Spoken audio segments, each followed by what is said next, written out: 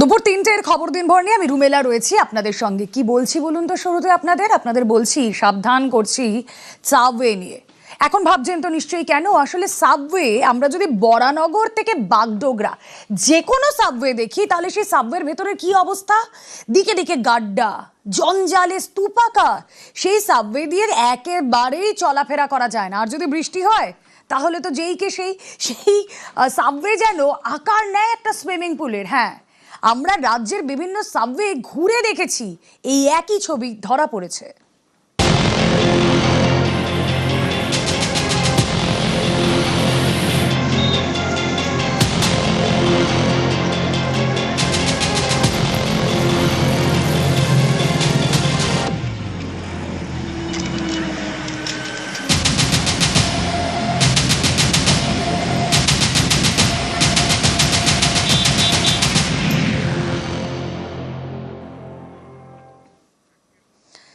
এই যে ছবিটা আপনাদেরকে দেখাচ্ছি, এই ছবিটা আপনারা দেখুন, জাস্ট একটা সাবওয়ে, কিন্তু সেই সাবওয়ে দেখুন, ওই যে বললাম সুইমিং পুল। এবার এই সাবওয়েটা কোথায়?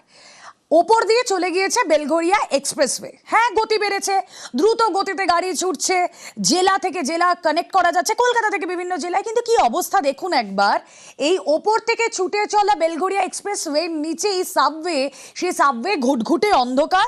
সেই সাবওয়ে দিয়ে আপনি চলতে পারবেন না, কারণ এদিক ওদিক চতুর্দিকে জঞ্জাল। আর বৃষ্টি হলে এখন সাবওয়ের অবস্থা এটাই। বৃষ্টি যদি কমেও যায় তাহলেও জল নামতে অ্যাটলিস্ট 3 থেকে 4 দিন সময় লাগে।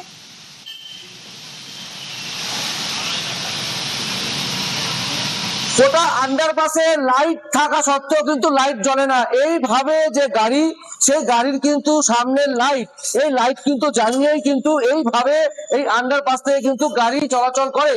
এবং যখন তখন বড় সড়ো দুর্ঘটনা প্রায়শই লেগেই থাকে, কিন্তু প্রশাসনের কোনো হেলদোল নেই। এবং এই গোটা ঘটনায় প্রশাসনের বিরুদ্ধে ক্ষোভ প্রকাশ করছেন এখান থেকে যারা পথ চলতি মানুষ, তারা প্রত্যেকেই। মানে এরকম ভাবে চলা যায় না। এই মানে পুরো এরিয়ার কোনো যখন শুকনো থাকে তখন এরকমই অবস্থা হয়।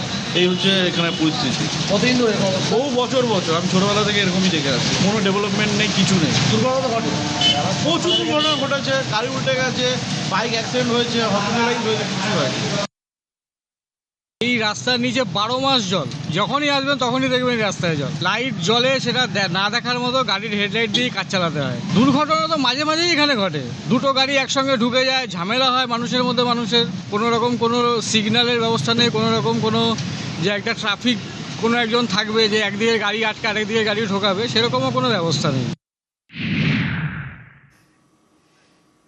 ভাবুন এই অবস্থা একটা সাবওয়ে। এবার এই সাবওয়েটা কেন করা হয়েছে যাতে ঝুঁকি নিয়ে মানুষ রাস্তা পারাপার না হয়, তাই তো? সেই কারণে সাবওয়ে। শুধুমাত্র যে বরানগরের ছবিটা আপনাদেরকে দেখাচ্ছি তা নয়, ডেবরার ছবিটা দেখুন।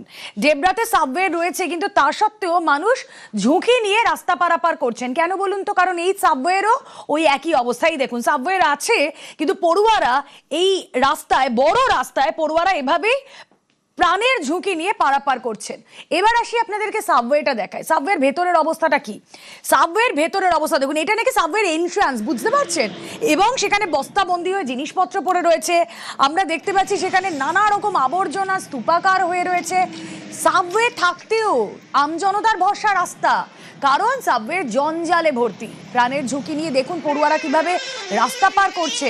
এক্সক্লুসিভ ছবি দেখাচ্ছি। স্থানীয় এক দিদি, তার সঙ্গে আমাদের সহকর্মী কথা বলেছিলেন। তিনি জানালেন তার বিয়ের আগে থেকেই নাকি বন্ধ সাবওয়ে। প্রশ্ন একটাই, দরজা আদৌ খুলবে কি? পশ্চিম মেদিনীপুর জেলার ডেবরা, এই ডেবরার ওপর দিয়ে বয়ে গিয়েছে 16 নম্বর জাতীয় সড়ক। আর সেই জাতীয় সড়কে 3টি জায়গায় রয়েছে সাবওয়ে, অর্থাৎ এনএইচ এর নিচর দিয়ে, অর্থাৎ আন্ডারপাস দিয়ে যাতে পড়ুয়ারা সেফলি পারাপার করতে পারে, তার জন্যই এটা করা হয়েছিল। বিগত কয়েক বছর আগে এটা করা হলেও এখনো পর্যন্ত তা চালু করা হয়নি এবং বেহাল অবস্থায় পড়ে রয়েছে। জল জমে রয়েছে, মানুষের বসবাসের জায়গা হয়ে দাঁড়িয়েছে। তাই জীবনের ঝুঁকি নিয়ে এই 16 নম্বর জাতীয় সড়কের ওপর দিয়েই মানুষজন এবং পড়ুয়াদের যাতায়াত করতে হয়। এই মুহূর্তে ডেবরার একটি সাবওয়ের সামনে দাঁড়িয়ে আছি আমরা। ছবিটা দেখাতে বলবো ক্যামেরাম্যানকে। এইভাবে সাবওয়ের অবস্থা বেহাল এবং স্কুল রয়েছে, ঠিক এই স্কুলের পরেই রয়েছে এই যে সাবওয়ে। এবং তারপরেই এই যে বাচ্চারা রয়েছে, ট্রাফিক পুলিশ রয়েছে, জীবনের ঝুঁকি নিয়ে এদেরকে কিন্তু পারাপার করতে হয়। গাড়ি আসছে, আমি সেই ছবিটাও দেখাতে বলবো। এইভাবে সারি সারি গাড়ি আসছে NH এর ওপর দিয়ে, আবার তার মধ্যে এই জীবনের ঝুঁকি নিয়ে বাচ্চারা পারাপার করবে, সেই ছবিটাও দেখাচ্ছি। তো আপনাদেরকে ছবিটা একবার দেখুন, এইভাবেই পারাপার করতে হচ্ছে। এলাকাবাসী এবং অভিভাবকরা দাবি করেছে এই জাতীয় সড়কের যে আন্ডারপাসগুলি রয়েছে সেগুলোকে পরিষ্কার করে, সংস্কার করে যাতায়াতের এবং পারাপারের উপযোগী করা হোক। যদিও এ বিষয়ে বিধায়ক উদ্যোগ নেবে বলে জানিয়েছেন, কিন্তু আদৌ কি এটা হয় সেদিকে নজর থাকবে আমাদের। পশ্চিম মেদিনীপুর থেকে ক্যামেরায় অলোক মণ্ডলের সঙ্গে দিগ্বিজয় মাহালি, নিউজ 18 বাংলা। এত বড় একটা রোড পেরাতে বাচ্চাদের তো অসুবিধাই হয়, এত বড় স্কুলে এত ছাত্রছাত্রী। এখন জল জমে আছে, আর ওই ভেতরে ময়লা আবর্জনা হ্যান ত্যান সব ভর্তি হয়ে আছে। এই স্কুলের জন্যই, যে স্কুলের বাচ্চারা উপর দিয়ে না গিয়ে সাবওয়ের ভেতর দিয়ে যাবে, সেই জন্যই করা হয়েছে, কিন্তু এখন সব বন্ধ হয়ে পড়ে আছে। এখন চাই এটা যদি খুব শিগগিরই মেরামতি করে এটা যদি পথ চলাচলের জন্য সুব্যবস্থা করা হয়, সেটাই চাই। এখন জল ভর্তি হয়ে আছে ভেতরে, নোংরা আবর্জনা হয়ে আছে। যাতে এটা চালু হয়, বাচ্চারা ঠিক মতো পারাপার করতে পারে।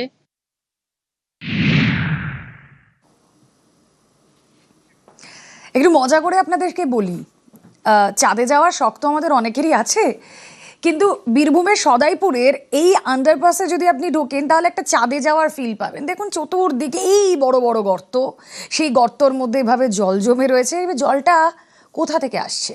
দুপাশে চাষের জমি, আর সেখান থেকেই জল আসছে আন্ডারপাসে। আন্ডারপাসের অবস্থাটা ঠিক এই রকম, যেখানে দু চাকা নিয়ে যেতে হলে প্রতি মুহূর্তে মানুষকে গাড্ডায় এই পড়লাম এরকম একটা ভাব নিয়ে যেতে হচ্ছে। দেখুন একবার সেই ছবি, সদাইপুরের ছবি বীরভূমের দেখাচ্ছি আপনাদের। সাবওয়ে আছে, কিন্তু সেই সাবওয়ে চলার একেবারে অযোগ্য।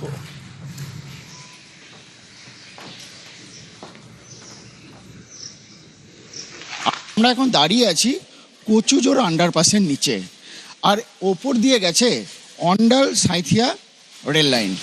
আর যদি বলা যায় যে প্রদীপের নিচে অন্ধকার, কীরকম যে এই রেল লাইন দিয়ে যখন দ্রুত গতিতে রেল ছুটে চলেছে, ঠিক তার নিচেই এই যে কচুজোর আন্ডারপাস, তার কিন্তু অবস্থা একদম খারাপ। এই আন্ডারপাসের নিচে পরপর গর্ত আছে।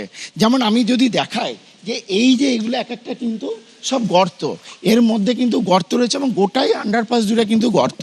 এর ফলে যে সমস্ত যানবাহন এই রাস্তার উপর দিয়ে যায় তারা কিন্তু দুর্ঘটনার কবলে পড়ে। আর সবচেয়ে বেশি দুর্ঘটনার কবলে পড়ে কখন? যখন এখানে বৃষ্টি হয়, বর্ষার জল কিন্তু জমে থাকে এই জায়গাটাতে। তার পাশাপাশি মাঠের যে জল, সেগুলোও কিন্তু বিভিন্ন দিক দিয়ে কিন্তু এই আন্ডারপাসের নিচে জমা হচ্ছে, আর তার ফলে রাস্তা খারাপ হচ্ছে এবং সেখানে কিন্তু পরপর গর্ত তৈরি হয়েছে। আর যে গর্তগুলো কিন্তু জল জমে থাকলে বোঝা মুশকিল। যে সমস্ত যানবাহন এই রাস্তার উপর দিয়ে যায় তারা কিন্তু সেই গর্তের মধ্যে পড়তে বাধ্য, আর যদি একটু ডিসব্যালেন্স হয়ে যায় তাহলে কিন্তু তারা কিন্তু দুর্ঘটনার কবলেও পড়তে পারে। অর্থাৎ খুব সতর্ক হয়ে এই রাস্তায় যান চলাচল করাতে হয়। বর্ষাকালে জল হলে, বৃষ্টি হলে জল দাঁড়িয়ে যায়। গর্ত এই যা দেখছেন, হ্যাঁ ভালোই সমস্যা হয়। প্রতিবার কোনো পেশেন্ট যদি থাকে নিয়ে তো অসুবিধা হয়। রাস্তাতে চলাচল যেতে না, এত জল থাকে, গর্ত সময় পেরানো হয় না। গর্ত রয়েছে অনুবর্তী গর্ত, তখন আমরা এধার থেকে ঘুরে যাই। রাস্তার অবস্থা ভালো নয়।